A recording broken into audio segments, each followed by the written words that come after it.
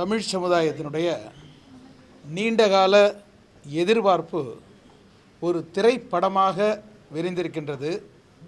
இந்த படத்தை சிறை என்று சொல்வதை விட கலையுலகத்திற்கு புதிதாக முளைத்திருக்கின்ற சிறகு என்று சொல்லலாம்.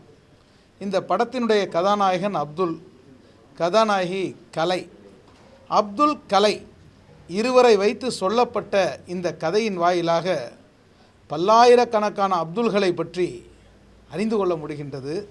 5 ஆண்டு கால விசாரணை கைதி வாழ்க்கை எவ்வளவு துயரமானது என்பதை ஒவ்வொருவருடைய கண்ணீரில் இந்த கதையை எழுதியிருக்கிறார்கள்.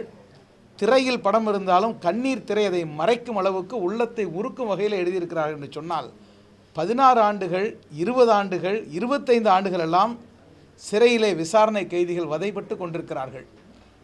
காவல்துறையில் இருக்கின்ற பல கொடிய குணம் கொண்டோரை தாண்டி மனிதம் கொண்ட பலர் இருக்கிறார்கள் என்பதை இந்த படம் காட்டுகின்றது. அதே போல் நீதித்துறையிலே இருக்கின்ற மனசாட்சி உள்ளவர்களை அடையாளம் காட்டுகின்றது. இருளும் ஒளியும் இணைந்து வருவது போல இந்த படத்திலே அதிகாரத்தை தவறாக பயன்படுத்தி அப்பாவிகளை தண்டிப்பவர்கள், தன்னுடைய குறைந்தபட்ச அதிகாரத்தை பயன்படுத்தி ஏதிலிகளை, எளியவர்களை காப்பவர்கள் என்று 2 பரிமாணங்களையும் இந்த படம் காட்டியிருக்கின்றது. படத்தின் கதை குறித்து, அதில் வருகின்ற மதம் குறித்து பேசுவதற்கொன்றுமில்லை.